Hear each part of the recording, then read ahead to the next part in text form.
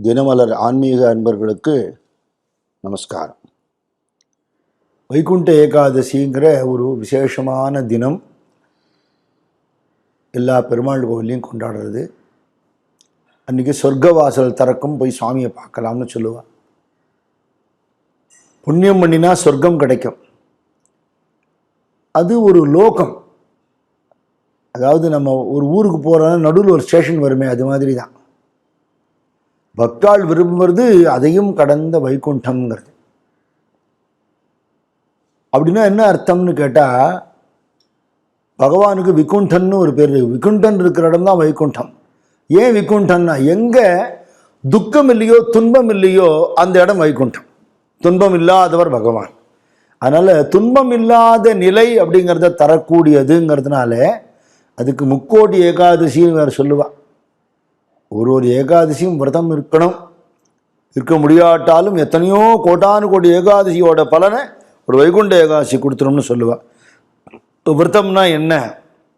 உண்ணா நோன்பு பொதுவாக நம்ம சொல்லக்கூடியது. அப்படி இருக்க முடியறதா? முன்னாடிலாம் இருந்து முடிஞ்சது, இப்போல்லாம் முடியலேன்னு சொல்கிறோம். மகான்களே ஒரு கட்டமாக அதை வச்சிருக்கா. என்ன? ராமகிருஷ்ண சார் சொல்றார், ஆசாபாசங்கள் அடக்கினவர்களால் மட்டும்தான் தீர்த்தம் கூட சாப்பிடாம நிர்ஜல உபவாசம் இருக்க முடியும்னு சொல்றார். அப்புறம் கொஞ்சம் ரிலாக்ஸ் பண்ணி பழங்கள் சாப்பிட்டுக்கோங்கோ அப்படின்னு சொல்றா. சம்ஸ்கிருதத்தில் பழம்னா பழம், பல ஆகாரம்னா ஃப்ரூட்ஸை சாப்பிடலாம்னு அர்த்தம்.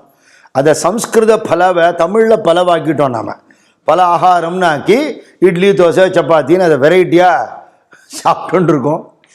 அன்னம் சாப்பிடக்கூடாதுன்னு சொல்கிறா. அன்னம் சாப்பிட்றதுங்கிறது பசு மாம்சத்தை சாப்பிட்றதுக்கு சமம்னு சொல்லப்படுறது ஏகாதசி அன்னைக்கு. ஆனால் அது சாப்பிடக்கூடாது. துக்காராம் சுவாமி மாற்றி சொல்கிறார், நல்லா சாப்பிடுப்பா, சாப்பிட்டா கூட உபவாசம் இருந்த பலன் கிடைக்கும்ங்கிறார். என்ன சுவாமி இப்படி சொல்கிறீங்களே அப்படின்னா, நான் எதை சொல்கிறேன்னு கவனி, ராமநாமத்தை சாப்பிடுங்கிறார். ராமநாம கிராசோ கிராசி தோனர ஜெயவிலா உபவாசின்னு ஒரு அபங்கம் இருக்கு. அதனால நிறைய நாமஸ்மரணை பண்ணணும். பசியினால துன்பப்படாமல் இருக்கிற அளவுக்கு ஆகாரம் எடுத்துக்கலாம். அது திரவ ஆகாரமாக இருக்கலாம், மித சாத்வீக ஆகாரம். அன்னம் இல்லாமல் சுச்சி ருச்சியாக இது வேணும் அது வேணும்லாம் சாப்பிடாமல் சாமி நைவேத்தியம் பண்ணி சாப்பிடலாம். சாப்பிடாமல் இருக்க முடிஞ்சவா தாராளமாக இருக்கலாம். பட் அது மட்டும் நியமம் இல்லை. எது நியமம்? அன்னைக்கு எல்லா நாளையும் விட அதிகமாக பகவத் தியானம், பகவத் சிந்தனை, நல்ல விஷயங்கள் படிக்கிறது, கேட்கறது, நாமம் சொல்கிறது, பஜனை பண்ணுறது, திவ்யநாம பஜனை பண்ணுறது. காய கிளேசம் வேணும்னு மகாபரிவா சொல்கிறார். அப்படின்னா என்ன அர்த்தம்? இந்த உடம்பை நன்னா போஷாக்கு பண்ணி வேலைக்கு நன்னா தின்னுவிட்டு மினுன்னு கார்த்தால ஒரு காஃபி, அதுக்கப்புறம் ஒரு டிஃபன், அதுக்கப்புறம் மத்தியானம் சாப்பாடு, சாயந்தரம் ஒரு டிஃபன், ராத்திரி ஒரு ஆகாரம், நடுவில் ஸ்நாக்ஸ் எல்லாம் இல்லாமல் மிதமாக சாப்பிடாமல் இருந்தால் நல்லது. முடியலன்னா மிதமாக சாப்பிடலாம், தப்பு இல்லை. அப்புறம் என்ன?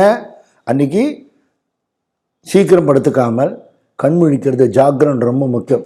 அது ஒன்றும் பெரிய விஷயம் இல்லை சுவாமி. இன்றைக்கி அநேகமாக எல்லோரும் 12-1 மணிக்கு தான் தூங்குகிறோம்.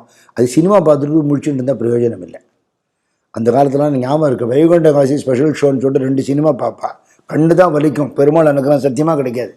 அதனால் கண்முழித்து பகவானை நினைக்கிறது, நாமா சொல்கிறது, உபன்யாசம் கேட்கறது, கோவிலுக்கு போகிறது, பகவானுக்கு சேவை பண்ணுறது, அது மாதிரி ஜாகரன். ஆகார நியமம், தூக்கத்தில் நியமம், அதுக்கப்புறம் எண்ணங்கள் பூரா அன்றைக்கி பகவானை தவிர வேறு சிந்தனை இல்லாதபடிக்கு மனசு வைக்க முடிஞ்சு கொடுத்தோன்னா அதுதான் உபவாசம். சத்குரு ஞானானந்த சுவாமி சொல்வார், வாசம்னா வசிக்கிறது, உபவாசம்னா பகவானுக்கு சமீபத்தில் வசிக்கிறதும்பர். அதனால் பட்னின்னு எடுத்துக்கப்படாது. உபவாசம்னா to be in the proximity of God அப்படின்னு அர்த்தம். பகவானுக்கு நெருக்கமாக நம்ம மனசில் பகவானை உணரக்கூடிய நிலையில், அவர் அங்கே தான் இருக்கார், நமக்கு தெரியல, உணரக்கூடிய நிலையில் சத்சங்கமாக இருந்துடுத்தோம்னா அதுதான் ஏகாதசி விரதம். வைகுண்ட ஏகாதசி மகா விசேஷங்கிறதுனால வைகுண்ட ஏகாதசி அன்னைக்கு எல்லாரும் பகவத் சிந்தனையோடு இருந்து கோவில்களில் போய் சுவாமி தரிசனம் பண்ணி அடியார்களை போய் பார்த்து அன்றைக்கி எவ்வளோ முடியுமோ அவ்வளோ சத்காரியங்கள் பண்ணினா, அதுவும் தனுர் மாதத்தில் வருது, கேட்கவே வேணாம். எங்கே பார்த்தாலும் ஒரே சத்சங்கமும் பஜனையுமா இருக்கக்கூடிய ஒரு மாதம். அதை நாம் பயன்படுத்திக்கணும். பண்டிகைகள் வருதெல்லாம் எதுக்கு? நம்மளை ஒரு பண்டிகையில் ஒரு படி மேலே ஏறணும், கொஞ்சம் நம்மளை உயர்த்திக்கணும். அதுக்காக அந்த வாய்ப்பு கொடுக்குற மார்கழி மாதம்னா ஆண்டாள் ஞாபகம் ஒன்று, திருப்பாவை ஞாபகம் வரணும். நமக்கு பொங்கல் தான் ஞாபகம் வருது, தப்பு இல்லை. ஒரு திருப்பாவை பாடி திருவம்பாவை பாடிட்டு ஒரு பொங்கல் சாப்பிட்டுக்கொண்டு தான் நம்மளை சொல்கிறா.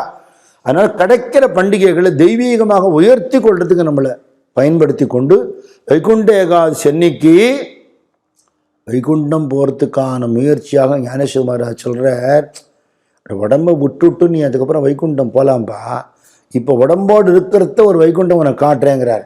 எங்கே சுவாமி தெரியலையே, வீடு தான் அப்படிங்கிறாரு. தேனே வைகுண்ட புவன கருக்கேலே, வீட்டில் பஜனை பண்ணு, வீட்டில் சத்சங்கம் பண்ணு, வீடு வைகுண்டமாக போயிடும். அப்படி ஒத்தொத்தரும் பண்ணினா உள்ளம் வைகுண்டமானும் இல்லம் வைகுண்டமானும். அப்படி இருந்தால் வைகுண்ட ஏகாதசி சிறப்பாக இருக்கும். கோபிகா ஜீவனஸ்மரணம் கோவிந்தா கோவிந்தா.